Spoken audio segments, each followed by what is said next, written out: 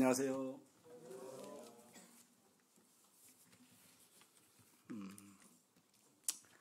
제가 이쪽으로 내려오다 보니까 이제 간증도 좀 해주시고라고 이렇게 얘기하셔서 저희 간단한 간증과 함께 생활 간증 말씀을 드리도록 하겠습니다. 예. 저는 78년 8월 19일 날 구원받았어요. 그래서 이제 제주도에서 받았는데 그때 제주음이 막 이제 초창기 무렵이었어요. 그래서 요한복음 11장 25절 나는 부활이요 생명이니 또 로마서 10장 9절 10절 내 입으로 시인하면 이 같은 말씀을 통해서 구원을 받게 되었습니다. 제가 구원받은 간증이 너무 길기 때문에 일단은 제가 이제 이렇게 그 뒤로 저는 이제 지금까지 신앙생활 해오면서 청거서를 딱 2번 쓴 것 같아요. 예. 이제 뭐 자주 이렇게 거주지를 변동하는 일이 없어서 그렇겠죠. 그래서 처음에 청거서 쓸 때가 1986년도 안양으로 올 때 제가 청거서를 쓰고 왔어요. 그런데 이상하게도 그때 안양에 교회가 여러 군데 있었는데 어느 교회라고 쓰고 싶지 않는 거예요. 제가 아는 사람도 없었고. 그래서 그 형님한테 그냥 가로로 남겨두세요 그랬어요. 내용만 적어왔습니다. 그런데 주님께서 여러 가지 그 경로와 사건들을 통해서 이제 새로운 이러한 그 신앙생활을 할 수 있도록 열어주셨습니다. 그래서 그 뒤로 청거서 2번째 쓴 때가 지금이에요. 이번에도 가로로 왔어요, 제가. 어느 교회라고 안 했어요. 그래서 기린로를 갈까, 아니면 전주 어느 교회를 갈까, 아니면 봉동으로 올까. 또 이렇게 또 마음에 갈림길이 되는 거예요. 그래서 이제 일단은 가깝기는 여가 또 좀 멀죠. 전주가 더 가깝더라고요. 근데 제가 이제 이 화산을 알게 된 것은 자매를 만나면서부터였습니다. 예, 그때가 오래전의 일이었는데, 그때 그 화산, 그 뒤에 화산 모임이 생긴 거죠. 그래서 이제 자매가 구원받고 그 화산 그 산이 있어요. 저도 올라가 봤어요. 올라가 봤는데 그 호수가 그렇게 많지는 않잖아요, 거기가. 거기를 내다보면서 영혼들 불쌍히 여겨달라고 기도했다고 그러는데 그 세월이 흘러서 이렇게 이제 화산교회가 생겼고 이어서 또 이게 이제 봉동교회로 지금 옮겨온 거잖아요. 예. 그래서 저는 이제 제주도에 있을 때 올라오기만 하면 또 아버지 어머니 계시니까 이쪽에 들리게 되고 또 모임을 방문하게 되고 이렇게 해서 이제 뭐 자주는 아니지만은 그래도 매해 이렇게 쭉 이렇게 이어온 것 같습니다. 그래서 이제 이번에도 여러 가지로 그 뜻하지 않게 제가 오게 됐어요, 이게. 예. 그래서 제 인생을 되돌아볼 때 이제 한 3기 정도로 나눌 수가 있는데 구원받고 제가 청년기 때 구원받고 그때는 이제 모임의 신앙의 기초 생활에 대해서 배운 것 같아요. 예. 그때 이제 광주 모임이 생긴 지가 얼마 안 됐을 때였어요. 근데 저는 제주도로 가게 됐어요. 원래 아버지가 원래 제주도 고향이니까, 예. 귀향 자손이니까 오래됐죠. 500년 됐죠. 그래서 이제 제주도로 가지 않고 왜 광주에서 구원을 못 받았을까 하는 생각도 해봤어요. 근데 주님께서 이 성도들을 인도하실 때는 그 사역자들하고 다 같은 게 아니잖아요. 나하고 이렇게 좀 더 이렇게 어떤 면에서 가깝고 또 이렇게 배워할 사람이 있는 거예요. 세포가 아무데나 몸에 붙은 게 아니잖아요. 예, 간에 있는 세포는 간에 있는 거고, 그 다음에 또 심장에 있는 세포는 심장에 있는 거예요. 예. 그래서 제가 그때 제주도로 가게 된 것은 아마 김우종 님을 통해서 여러 가지로 도움을 받기 위해서 주님이 보내신 게 아니냐 하는 생각을 하게 됐고, 그 다음에 제 2기가 안양에서 보냈는데 지금 세월이 지나고 보니까 한 30년 정도를 제가 40세 사역을 시작해서 70세에 마쳤으니까 한 30년 한 것 같아요. 예.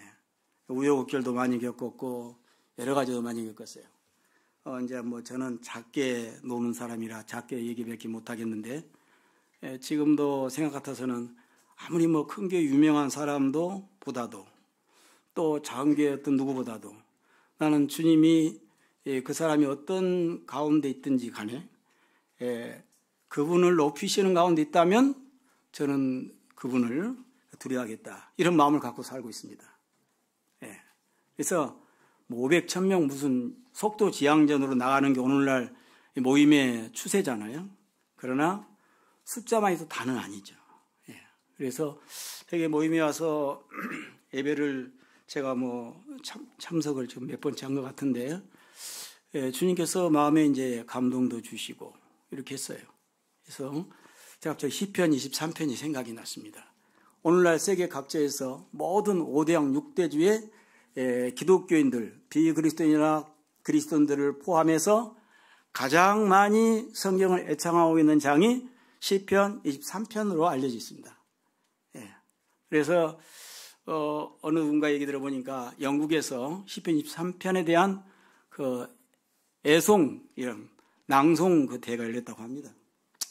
그래서 아마 성우 중에서도 성우, 가장 목소리 좋고 가장 그 신금을 울릴 수 있는 그 사람이 나와서 23편을 낭송했을 때 수많은 사람들이 얼마나 박수를, 우려 같은 박수를 쳤는지 기습박수를 치면서 앵콜을 불렀습니다.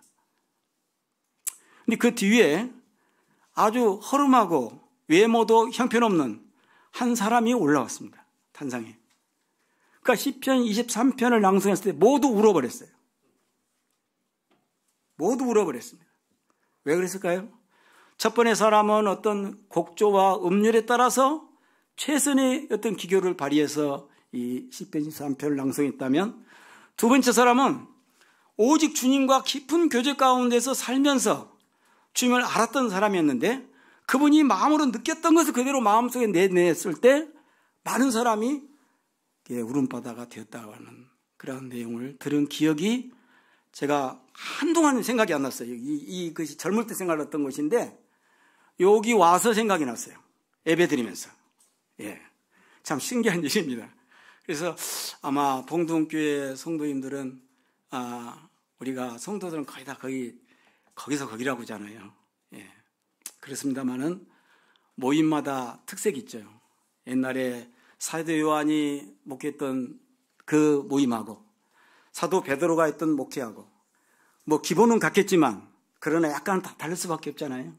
그 특색이 있으니까 어떤 특징이 있을 거예요. 주님께서는 모든 나무 이파리를 만들어도 똑같이 만든 적이 없습니다. 전부 다 다르게 인맥을 만들어놨다고 하냐. 우리 지문에 맞은 사람이 약 50 중에 1명이라고 합니다. 이 지문이. 그 보면은 모임마다 어떤 특색을 가지고 있는 것이죠. 그래서 주님께서 아마 이 모임에 그 신령과 진정으로 그 간절한 마음을 가지고 섬기시는 모임으로 이렇게 되지 않았나 하는 생각을 제가 잠깐 가지게 되었습니다. 그래서 사실 저는 지금도 마음이 정리는 안 돼 있어요. 갑자기 이제 사역을 놔야 되겠다는 생각은 했어요. 그렇지만은 안양 동부모임의 형편이 아직 사역을 놓을 만한 그런 형편이 안 됐어요. 식구들이 많을 때 그때 세워버렸으면 됐는데 그때가 지나니까 어려운 거예요. 이게 또 그렇더라고요. 요즘에 모임들이 전국적으로 많이 있습니다만은 그 다음 대물림을 못하기 때문에 또 깨지는 모임도 있습니다. 있죠. 수가 또 적어서도 아니에요. 50명 많아도 깨져버리는 모임들이 있어요. 희한하더라고요. 그래서 제가 이제 주님 앞에 기도하기를, 주님이 이렇게 모임이 사람도 자기 자손을 낳고 이렇게 가는 게 소원이라는데 이 모임도 다음 대를 이어가는 게 좋은데 이렇게 어렵습니다. 할 만하신 분한테 얘기를 하니까 절대 안 하겠다는 거예요. 왜냐? 너무 많이 알고 있어요. 너무 많이 아는 거예요. 그러니까 안 하겠다는 거예요. 요즘에 옛날에는 사역자들이 시키면 금방 했어요. 지금은 사역을 하는 것이 별거 아니라는 걸 너무 잘 알기 때문에 저건 고생길이다 이렇게 생각을 많이 하시는 것 같아요. 잘 안 합니다. 그것 때문에 굉장히 고생을 많이 했는데 정말 주님께서, 제가 어머니가 94세 정도 되셨는데 이제 요양병원에 계셨어요.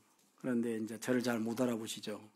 근데 이제 항상 어머니가 계시기 때문에 제가 어디 떠나는 것이 마음에 부담이 많이 됐어요. 이 어머니를 놔두고 내가 어디를 가냐. 거기다가 또 송자매도 아파서 어떤 대처를 해야만 되는 시점이 와 있는데 이걸 내가 그냥 가볍게 여길 수 없는 문제고 이런 문제 때문에 항상 저를 괴롭혔습니다.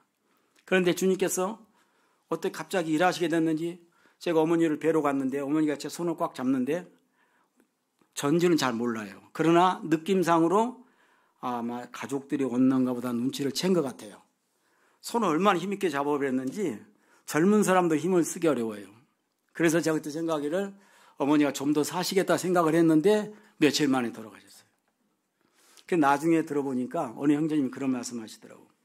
사람이 마지막이 될 때가 되면 이 누군가를 알게 되면 꽉 잡는 습관도 생긴대요.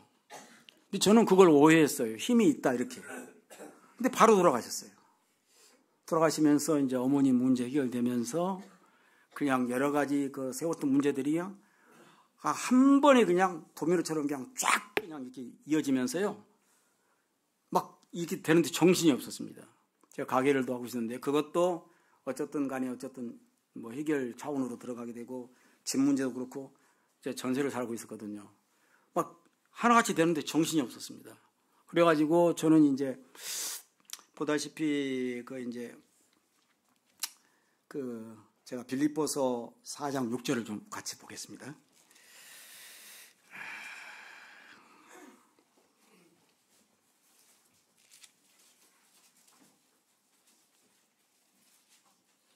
제가 나이가 이제 한 70 정도 되다 보니까 많다 하면 많고 적다 하면 적어요. 근데 인생이 뭔가에 대해서는 정말 모르겠더라고요. 제가 40대는 다 아는 걸로 생각했어요. 근데 지금 생각해 보니까 어렴풋이 뭐가 와요. 사는 것이 이런 거구나. 이제 오는 것 같아요. 예. 그래서 사는 걸 되돌아볼 때 날마다 걱정, 근심이 없을 때가 없는 것 같아요. 항상 이게 얼마 좀 가다 보면은 또 근심거리가 터지고 또 뭐 하나 문제가 터지고 그래서 지금도 아마 여기 앉아있는 성도님들 가운데 혹시라도 마음은 여기 있지만 지금 어떤 걱정거리로 지금 머릿속에 이거 어떻게 해야 되나 내 문제를 내가 져야 되는데 하도 이게 머리 아픈 분들도 혹시 있을 수 있습니다. 우리가 항상 따뜻한 날씨만 아니죠. 예, 추운 날씨도 있고 그러니까. 그래서 많은 걱정들이 항상 떠돌아다니는 것 같아요. 그런데 사도 바울은 아무것도 염려하지 말고 다만 모든 일에 기도와 간구로 너희 구할 것을 감사함으로 하나님께 아뢰라. 이렇게 하면서 모든 것을 다 이렇게 맡기라고 감사하리라고 되어 있습니다. 그런데 빌립보서 2장 27절에 보니까 그가 병들어 죽게 되었으나 하나님이 그를 긍휼히 여기셨고 그뿐 아니라 또한 나를 긍휼히 여기사 내 근심 의에 근심을 면하게 하셨느니라 이렇게 얘기를 했어요. 이 말씀이 무슨 말씀이냐면 에바브로 디도가 왔는데 죽게 생겼다 이 말입니다. 그러니까 근심하고 사도 바울이 또 근심하고 내일도 또 근심하고 계속 근심을 연거푸했다는 이런 내용입니다. 그래서 사람은 자기 한계성을 갖고 있는 거거든요. 예. 자기 한계를 넘어서면 그때부터 흔들리기 시작하는 거예요. 사람 누구든지 뭐 예외가 없어요. 예, 성경을 아무리 절반을 쓰든 대사도가 되고 대전도가 되든 관계없이 자기의 한계를 넘어서면 그때부터는 흔들려 버리는 사람은. 예. 그 전에는 관계없어요. 그냥 예. 남에 대해서 또 조언은 잘해주지만 자기가 하게 되면 정신이 없어요. 그래서 이제 자매가 갑자기 이제 아들이 어머니 저 한번 건강검진 좀 정밀하게 좀 받아보세요. 그래가지고 몇 년 전이었습니다. 갔는데 거기서 췌장 수치가 보통 사람이 40이랍니다. 평상 그 기준이 120이 나왔어요. 그래가지고 얼마나 제가 또 가슴이 덜컥했는지 그때 제 사랑하는 처남 영택 형제가 병원에 한번 간 적도 제가 본 적도 없어요.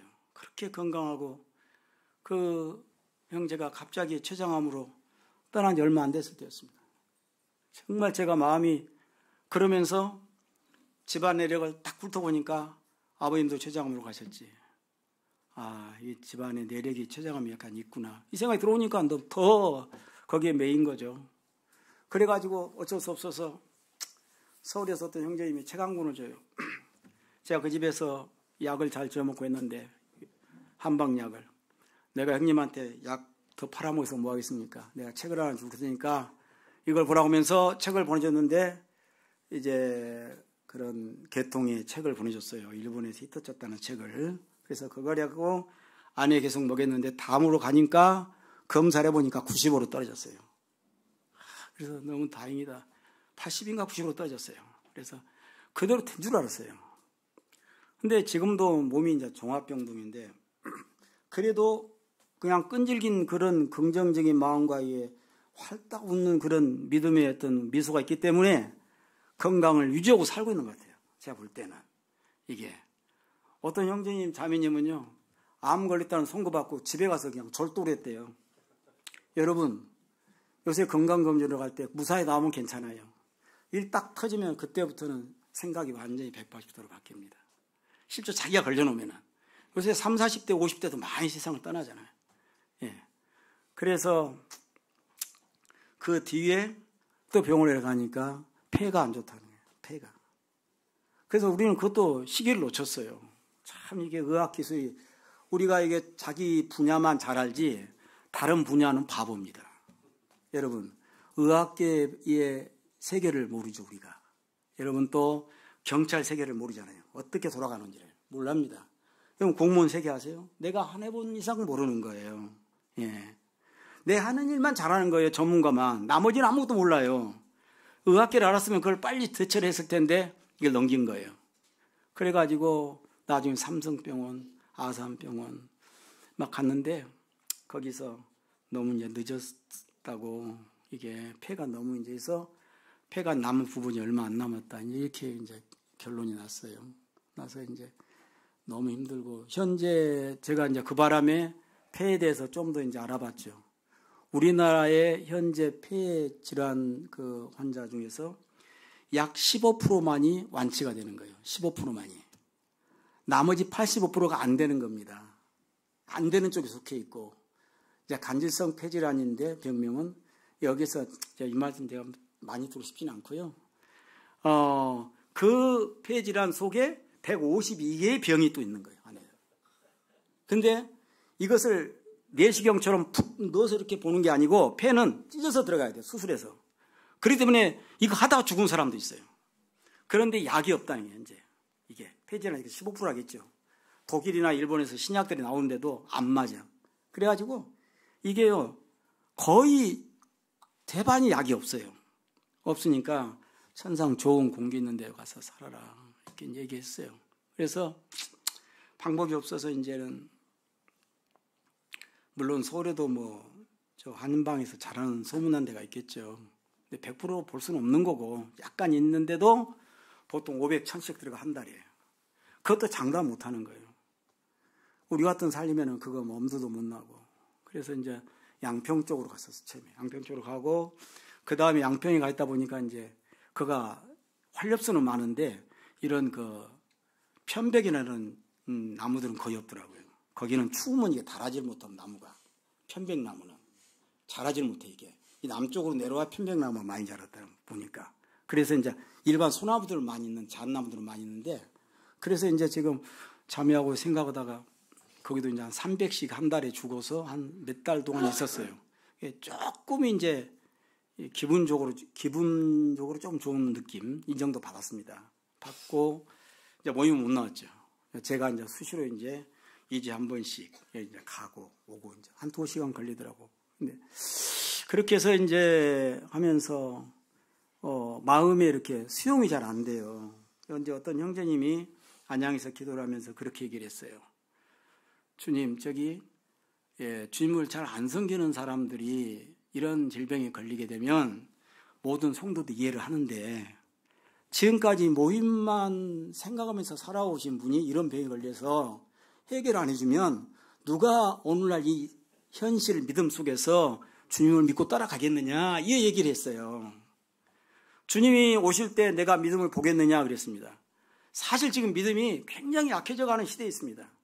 믿음은 생활이 편할수록 약해져가고 우리가 환경이 좋을수록 약해져가, 이게 믿음이라는 자체가. 이 특성이요. 어떤 것은 어떤 땅에만 자라는 식물이 있어요. 근데 그걸 아무 땅에나 심는다고 좋은 게 아니에요. 믿음이라는 땅은 토박한 광야 땅에서만 자라게 돼 있습니다. 제가 이렇게 성경을 모르지만 보니까 항상 주님 바다 가운데서 일을 일으켜버리지 가에서 일으킨 적은 한 번도 없어요. 헤엄쳐 나간 곳에서는. 갈 수 없는 상황에서 일으켜버립니다. 주님께서 이제 참 이렇게 자매를, 그래서 이제 저는 춘천 쪽으로 갈까, 아니면 원주로 갈까, 아니면 강릉 쪽으로 가, 아니면 어디로 갈까, 별 생각을 다 했어요. 여주로 갈까. 그런데 한 가지 단점이 뭐냐면 거기는 겨울에 눈이 많이 온다는 겁니다. 위쪽 지방은 일선이니까 추워요. 근데 이제 그런 것 때문에 상당히 이제 망설여지는 때였어요. 그런데 여기도 제가 와봤어요. 상관도 우리 천안 뭐 할 때 왔는데 제가 입구만 보고 나머지 없는 줄 알았어요. 근데 와서 보니까 너무 좋은 거예요. 근데 여기에 집이 없더만. 여기는 집값이 싸기 때문에 집을 이렇게 누가 사서 투기를 안 하는 듯만 이렇게 전세가 없는 거예요. 여기가. 대천도 가봤는데 대천도 전세가 없어요. 여기에 딱 하나가 나왔는데 어떤 사람이 자기 어머니 모시려고 리모델링을 싹 해놨어요. 근데 사정이 생겨갖고 그것을 바로 지금 내놔야 되는 입장이라. 자매가 그걸 보더만은 전 여기 하는 게 좋겠다고 연길 형제랑 같이 갔는데. 그래서 이제 거기를 얻고 이제 저도 일을 좀 제의를 해왔어요. 제의를 해왔는데 제가 청년기 때 하나 얻은 교훈이 뭐냐면 우리가 성실하면 잘 산다고 하잖아요. 사실 사회에서는 그렇지는 않습니다. 사회에서 성실하게 되면 잘 되든지 못 되든지 둘 중에 하나입니다. 저는 성실했는데도 아주 어려웠어요. 그래서 주님 앞에 너무 기도를 했어요. 제가 구원받기 전에 삶에 대한 말씀에 확신을 얻은 것은 아마 드문 경우 같아요. 주님께서 먼저 삶에 대한 말씀을 주시고 이어서 구원의 길로 인도하셨어요. 왜냐하면 제가 그 믿음이 생겨야 이것이 골이 갈 것 같으니까 주님이 그렇게 하신 것 같아요. 지금까지 그 일을 해왔어요, 제가. 예. 그런데 이제 안양에서 놓고 올라오고 보니까 이게 하는 사람도 드물고 2,500에 산 것을 500에도 안 가져가려니까 산지 아직 잉크도 안 말랐는데. 그래서 안 되겠다. 이건 내가 뭐 평생 해온 거니까 기술은 쉽잖아요. 내가 해온 거니까. 그러면은 차라리 내가 지금 이 시간에 뭐 경비를 다니겠어요? 어디를 다니겠어요? 차라리 이건 내가 해버리겠다. 그래서 거기다 차려버렸어요. 조그마한 게 그냥. 인터넷으로 한 거니까. 그렇게 해서 주님께서 싹 정리해 주시고 또 이제 식구들이 많이 도와주셔서 잘 됐어요. 그래서 이제 참 제가 이제 여기 왜 왔는지는 저도 잘 몰라요. 이해를 못 합니다. 전혀 생각지 않는 곳에 오니까 더더욱 정신이 없어요. 저도 정신이 없어요. 근데 주님께서 안양 동북교회를 바로 그 후임자를 주님이 주셨어요. 그리고 우리 나오자마자 바로 구두자들을 보내기 시작했어요. 이 성도들이 나오기 시작하고 몇 년간 방학을 해버렸어요. 너무 많이 했죠. 방학을 몇 년 해버렸어요. 이런 사람들이 나오기 시작했어요. 기적적이었죠. 주님께서 물리적으로 건들면은 참 움직이지 않는 사람이 없다는 사실을 다시 한번 생각했어요. 그래서 지금 또 그런 대로 잘 돌아가고 있고 제 마음도 편해요. 예. 그래서 어쨌든 저는 이제 환경상 왔지만은 어쨌든 새로 일하는 사람에게는 더 좋은 것 같아요. 그분들은 눈치 안 보고 편하게 할 수 있잖아요, 사역을. 예. 그런데 이제 보통 우리나라에서는 사역하신 분들이 이제 은퇴하게 되면 갈 데가 없는 경우가 많잖아요. 그게 참 슬픈 일이에요. 예. 저도 그것을 알기 때문에. 그런데 다행히 이거 내려오니까 또 여기서도 와라 저기서도 와라 그래서 감사는 했어요. 아무것도 할 줄 모르는 사람인데 이렇게 참 여기저기서 오라고 그러는구나. 뭐 제가 이런 세계를 모르는 게 아니잖아요. 예, 한 30년 했으니까 조금 알잖아요. 예, 그래서 뭐 여기서 보니까 다 든든하게 잘 세워져 가고 있고 잘하고 계시고 아무 문제가 없는 것 같고. 그래서 이제 아무튼 저는 너무 이제 감사했고 또 주님께서 건강에 있어서 이제 제게 어떻게 인도해 주셨는가를 좀 말씀과 함께 좀 드리고 시간을 마치려고 합니다. 고린도전서 2장 9절 말씀 보시겠습니다.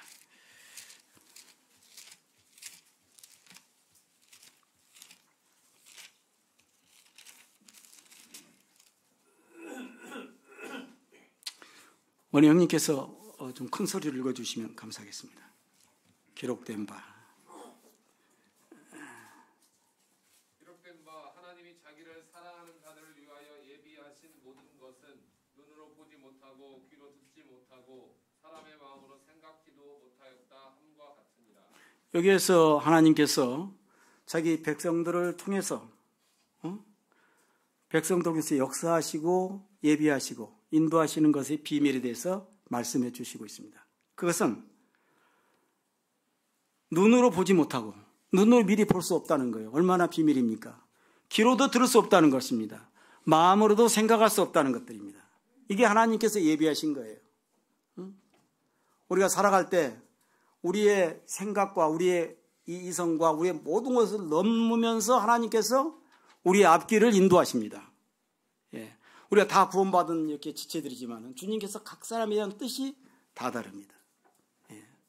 또 이 구원받게 하신 것이 이분은 이걸 위해서 주님 구원받게 하고 이걸 위해서 구원받게 하고 다 하나님의 뜻이 개별적으로 있잖아요. 예. 도매금이 아니잖아요. 하나님께서는. 그렇기 때문에 나 자신이 할 수 없는 일을 아무도 할 수 없어요. 그것이 뭐 교회에서 큰 일이든 작은 일이든 뒤에서 보이든 안 보이는 일이든 집에서 기도하는 일이든 간에 그 사람이 필요한 거예요. 주님이 그렇게 사랑을 해 주시잖아요. 근데 여기에 뭐라고 하냐면 자기를 사랑하는 자들을 위하여라는 단서가 붙어 있어요. 제가 이 말씀을 생각하면서 성령님께서 우리 안에 계시면서 10절에 오직 하나님이 성령으로 이것을 우리에게 보이셨다고 그랬습니다. 성령님께서 이것을 인도하시는데 사도 바울을 참 갑바도기로 갈까 어디로 갈까 아시아로 갈까 못 가게 할까 다 결정하시잖아요. 하나님께서 이것을 결정을 하시는데 각 사람에 대한 프로그램을 다 갖고 계시고 계획서를 갖고 있다는 사실입니다. 그래서 하나님께서 정말 자기를 사랑하는 자들, 이건 무슨 말이냐면 자기를 위한 자들, 이런 뜻을 갖고 있어요. 예? 그래서 하나님께서 예비하신 것을 전혀 알 수 없다, 이것입니다. 제가 구원받고 나서 한 3년에 한 번씩 생각지도 못한 일들이 터졌는데 한 3번, 4번을 터졌어요. 그러니까 다음 3년이 되니까 기대가 되는 거예요. 이건 또 무슨 일이 일어날까? 이거는 인위적으로 되는 일이 아니에요. 너무너무 놀라운 일이에요. 예. 그래서 저는 이제 이 부분에 대해서 창세기서 22장을 좀 보겠습니다. 세 군데를 제가 찾아보겠는데요. 창세기서 22장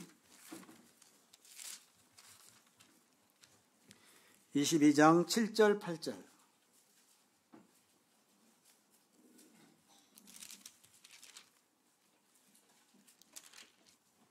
우리 같이 합독을 하시겠습니다. 시작. 이삭이 그 아버지 아브라함에게 말하여 이르되 내 아버지여 하니 그가 이르되 내 아들아 내가 여기 있노라.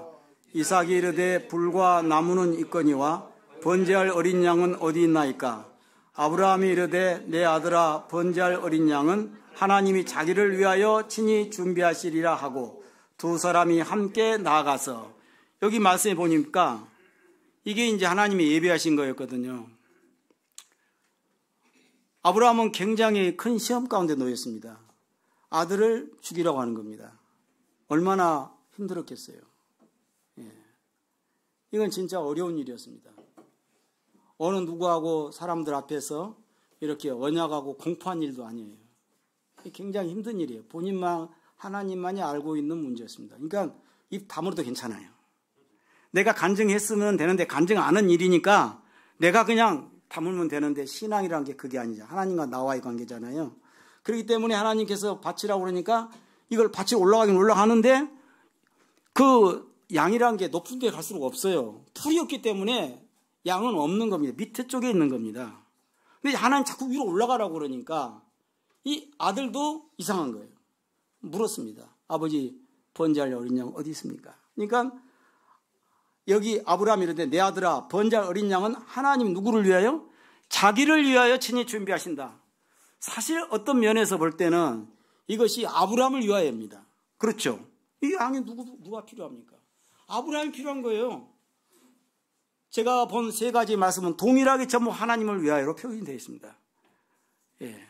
그러면서 우리에게 굉장히 기묘하고 축복되고 아주 놀라운 사건이에요. 예. 그래서 하나님이 자기를 위하여 친히 준비하신다.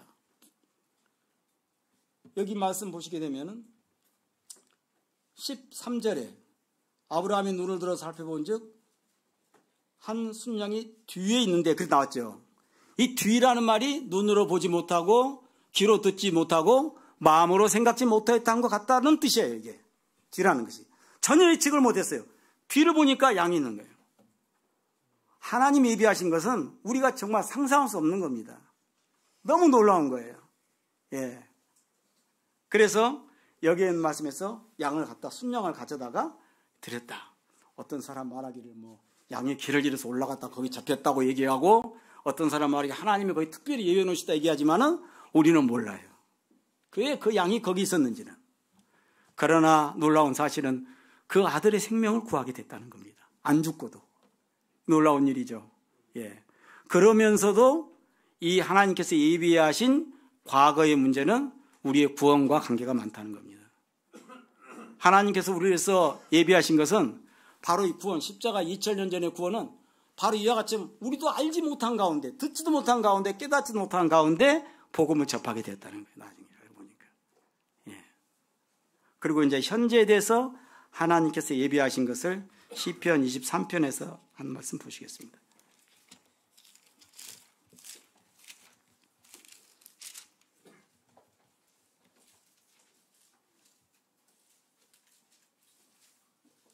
(3절) 말씀을 23편 3절을 같이 합독하시겠습니다. 시작.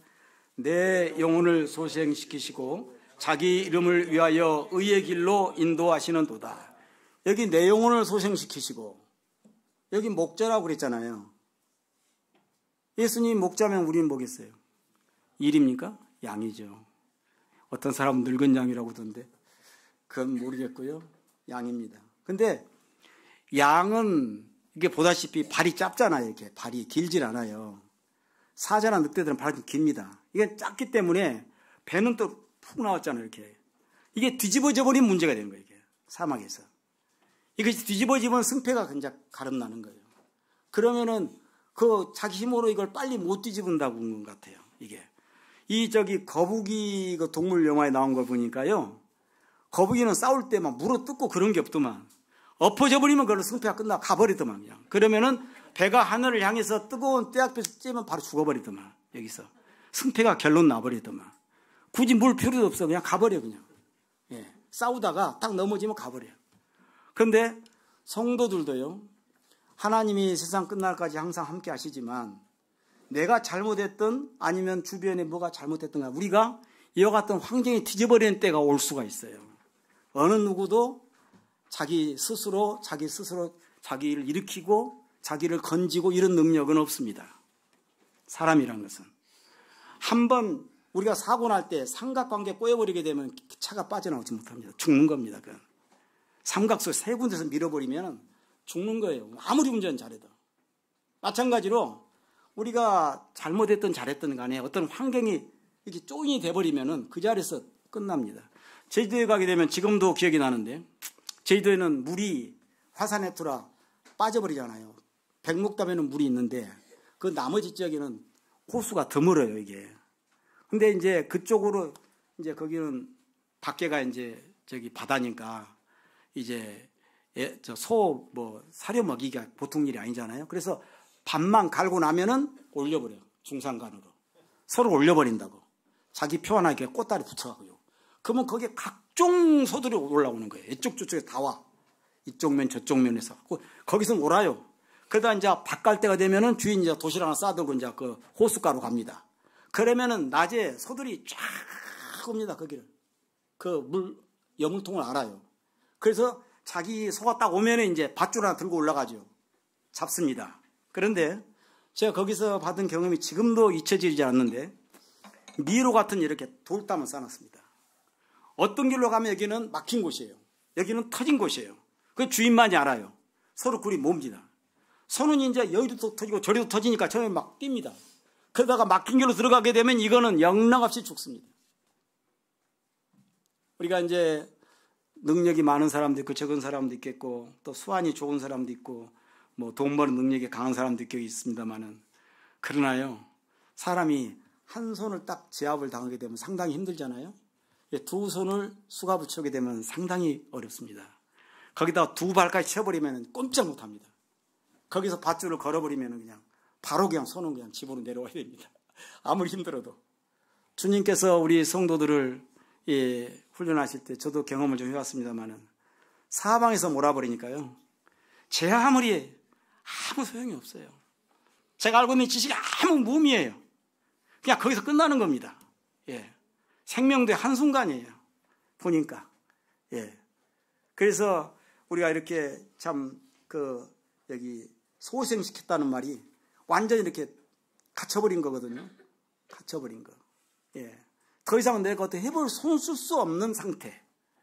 이게 이제 소생 직전의 상태죠. 주님께서 그를 소생시킵니다. 예. 그 사람이 만약에 돈이 없어서 부도나서 감옥에 가겠다면 그걸 풀어줄 것이고, 병이 있다면 병을 풀어줄 것이고, 또 그 사람이 어떤 사회적인 문제가 있다면 그 문제를 풀어줄 것이고, 가족적인 문제가 있다면 가족적인 문제를 해결하게 해주실 것이고, 마음을 돌려줄 것이고, 이렇게 해서 그냥 그 문제를 소생시키는데 이것을 자기 이름을 위하여 했다는 거예요. 이걸 자기 이름을 위하여 나에게 구원의 은총과 은혜를 베푸신다는 겁니다. 그러니까 이게 은혜를 받는 우리로서 생각해야 할 점이 제가 한 가지 있었는데 뭐냐면, 물질을 받든 건강을 받든 뭘 받든 이건 주님을 섬기라고 주신 거예요. 그걸 떠나면은 이 사람은 아무 섬기는 의미가 없어. 주님을 섬기는 의미가. 그래서 베드로가 고개를 많이 잡고서 주여 나를 떠나소서 나는 죄인으로서이다는 말이 무슨 말인지를 알았어요. 자, 그때. 사실 베드로도 그때 구원받은 게 아니거든요. 그 전에 구원받은 거예요. 예. 한동안 떠나 있다가 다시 주님께 온 거거든요. 2차로. 예. 그래서 주님께서 자기 이름을 위하여 의의 길로 인도하신다는 거예요. 그러니까 우리가 일을 맡게 되면 속 터진 일이 생깁니다. 왜냐? 내 마음같이 시원하게 안 해줘. 왜 그럴까요? 자기 일처럼 안 하니까 그래, 상대방이. 내 마음처럼 일해주면 얼마나 속 시원하게 하겠어요. 내 일처럼 안 해주거든. 주님은 이것을 자기 일처럼 하니까 얼마나 잘해주시겠어요, 우리에게. 아주 시간 맞춰서 딱딱 그냥 정확하게, 행복하게, 더 이상 뒷소리 없게, 더 이상 아무 문제 없게, 편안하게 이렇게 해주시는 거예요. 그러면서도 자기를 경외하기 위해서 하시는 거예요. 그렇게 섬겨놓고 우리의 섬김을 받으신 하나님, 참 은혜로우신 하나님 앞에 항상 감사를 드릴 수밖에 없습니다. 이제 송자매가 생명이 어떻게 될지는 아무도 모르죠. 이제 많은 제약이 있어요. 찬 거나 에어컨 이런 것이 또 안 좋고 제약을 받더라고. 이게 들어가면 이제 폐가 수축이 돼요. 그러면서 어렵고요. 그 다음에 이제 이 미세먼지, 초미세먼지. 이 건강한 사람들은 이거 먹어도요, 바로 물 많이 먹으면 바로 쉽게 내려갑니다. 근데 폐가 약한 사람들은 쌓여버려요. 그게 갖고 막혀버립니다. 그 기공을 막아버리거든요. 이거 어렵고. 그 다음에 이제 스트레스. 예. 그래서 아마 주님께서 제가 필요해서 저는 따로따로 이렇게 이사 오려고 그랬는데 저를 딸려서 보내신 것 같아요, 주님께서. 예. 그래서 우리가 물속에 들어가면은 헤엄 못 치면 이 기력이 준해서 이제 물속에서 익사하잖아요. 예. 이 폐질환은 공기 중에서 익사하는 병입니다. 숨을 쉴 수 있는데 익사하는 거예요. 예. 그런 병이죠.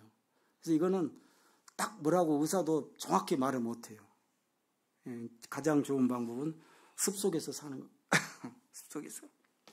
근데 편백나무가 현재까지는 가장 좋은 걸로 알려져 있고, 거기 갔다 오면은 그래도 또 좀 이렇게 겉으로 좀 나아진 게 좀 보여요. 거기 갔다 오면. 근데 이제 무조건 그 숲속 안에서 집을 짓고 그 안에 살아도 안 좋대요. 바로 나무 밑으로 가야 돼요. 예, 이게. 근데 아마 여기 계신 성도님들은 저를 비롯해서 우리가 숨 쉬는 것에 대해서 그렇게 감사한 적이 있으셨나요?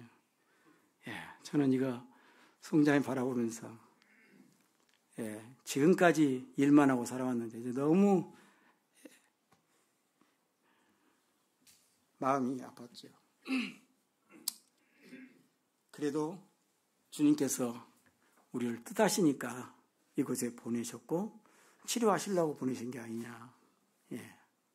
그래서 이제 어쨌든 주님은 주님대로 기도하고 구한 것은 받은 줄 믿으라고 말씀하셨고 우리는 최선을 다하는 것뿐이죠. 예, 그럴 수밖에 없죠. 예, 의를 인정할 수밖에 없는 거니까.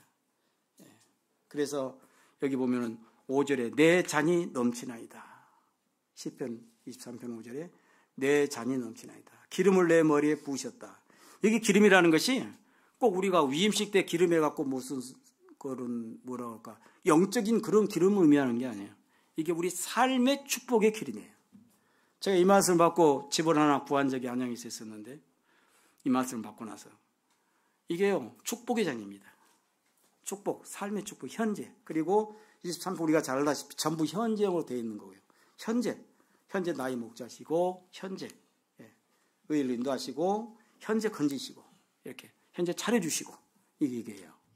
예. 그 다음에 이제 한 말씀만 계시록에서 보시고 마치겠습니다. 요한계시록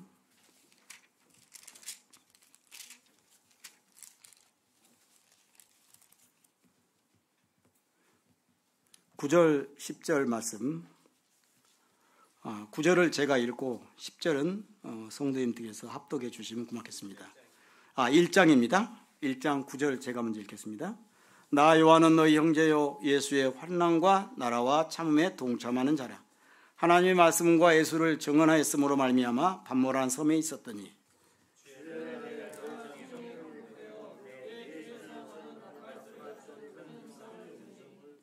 예, 여기서도 뭐라고 말합니까?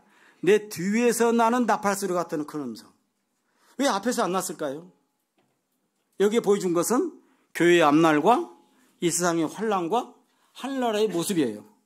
이거 우리가 생각할 수도 없고 들은 적도 없고 어디서도 마음으로도 깨달을 수 없었던 부분이에요. 하나님이 예비하신 거예요. 그렇기 때문에 뒤에서 나는 소리였어요. 이게. 그래서 정말 여기 나중 보면은 신부가 남편을 위하여 단장을 갖더라 이렇게 결론을 맺고 있습니다. 그건 무슨 말이에요? 신부가 남편을 위하여. 그 말은 곧 주님을 위하여라는 뜻이에요. 하늘나라를 왜 주셨습니까? 우리 자살하라고? 맞아요. 그러나 주님을 위하여. 신부가 남편을 위하듯이 주님을 위하여. 그러면 주님 우리에게 몇 배나 많이 주십니다. 여러분, 제가 신약 창세기에서부터 중간에 시편을 통해서 계시록 마지막까지 본 이 세 말씀은 정말 주님께서는 변함없는 분이시고 애나 책임이나 자기 사랑하는 구원받은 성도들을 사랑하시고 위에서 주셨고 지금도 삶에 구원의 짐을 베풀어 주시고 있는데 이 모든 것은 자기를 위하여 경유하기 위하여 아낌없이 베풀어 주신다는 것입니다. 그래서 우리가 그렇게 드릴 것은 드리고 저는 이 교회에 이제 뭐 자주 보는 편 아닌데 저번에 헌금한 걸 봤어요. 근데 참 잘하시더라고요. 너무 잘하시더라고요. 그래서 이 교회는 참 복을 받는 교회구나 생각을 했어요. 이 작은 교회에 그 정도 나온다는 것은 굉장한 거잖아요. 예. 주님은 부족해서 그런 게 아니라 우리로 하여금 선교를 받으시는 분이잖아요. 그래서 저도 여기 와 있지만은 주님께서도 예배해 주시고 제 인생의 3기가 시작이 됐습니다. 예, 1기와 2기가 끝났고 3기가 인생이 시작됐는데 어떻게 인도할지는 저도 모르겠어요. 그리고 이제 제가 밤눈이 좀 어두워서 밤에 운전을 잘 못해요. 예, 그래서 수요일 날 잘 못 나요. 밤에 몇 번 해갖고 돈도 많이 물고 이게 젊어서보다도 더 안 보이더라고. 그런데다가 또 잠에도 이제 어렵고 그래서 저 이제 뭐 뒤에서 그냥 부지런히 참석하고 기도 집회까지 이렇게 하시면 좋겠는데 또 그러지 못할 때도 있어요.